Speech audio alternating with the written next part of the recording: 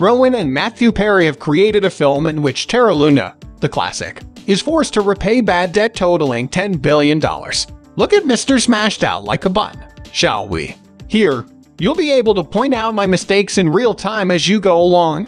However, he mentioned that there was $10 billion worth of bad debt, and the result is as follows. Let me show you guys some screenshots I've got for you. Luna Classics, or Classic Luna Chain, owes the company $10 billion in bad debt, and not our mentions, so in one of the screenshots you see here. Risking money. How did this end up being the case? Who is responsible for making good on this debt? We need to find a solution to address all of those questions. It's all of us to blame. Terra, approximately $10 billion USD, is being traded at a price of 3 cents or less. As a result, the market capitalization is somewhere about $300 million. The only thing that makes the difference is the depth. As a result, from 8 to 6, we're on to the next set of responsibilities.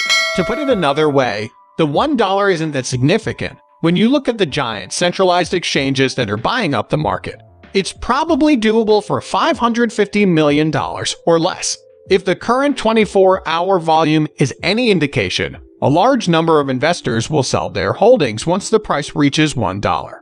This will cause the price to fall unless the $1 peg is vigorously defended.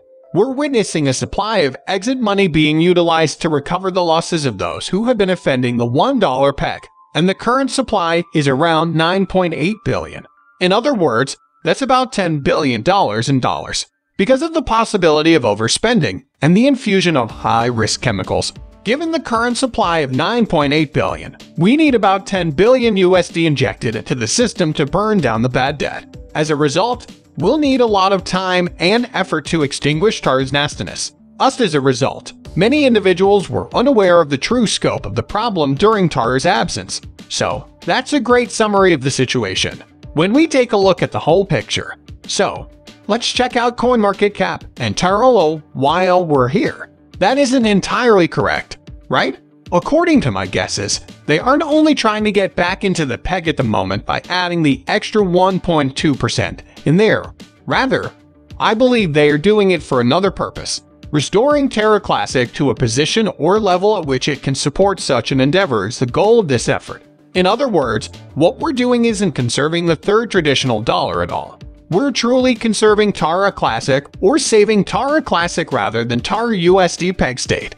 To put it another way, if Terra Classic can't support that peg state, then UXC can't live at $1 a pop. The whole circulating supply is $9.82 billion. So let me show you here as we enter us. A total of $10.254 billion is involved. Etsy now understands that the algorithm is not in place or not operational for the 10 billion users. This still exists, although it's dormant at the moment. Etsy, if you want this to return back to where it was, you can't put anything in place here.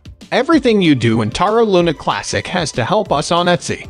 That's true, but you can see it to a degree that can help us. Etsy has reactivated the minting option, right?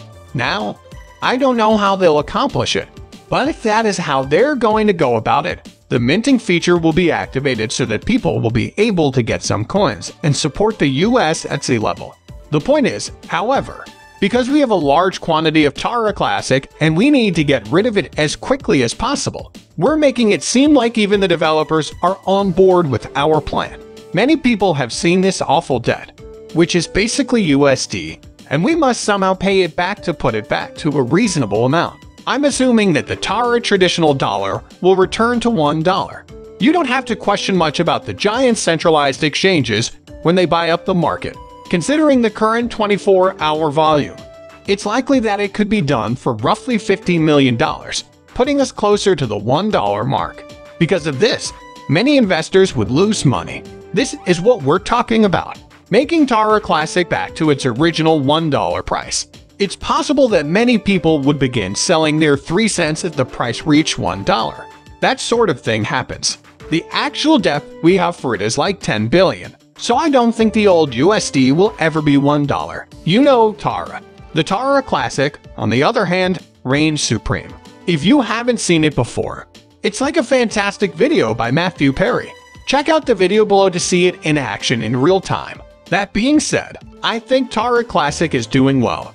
Yes, but we still have a long way to go if we wish to preserve their classics. We're doing the right things and making the right decisions, that's for sure.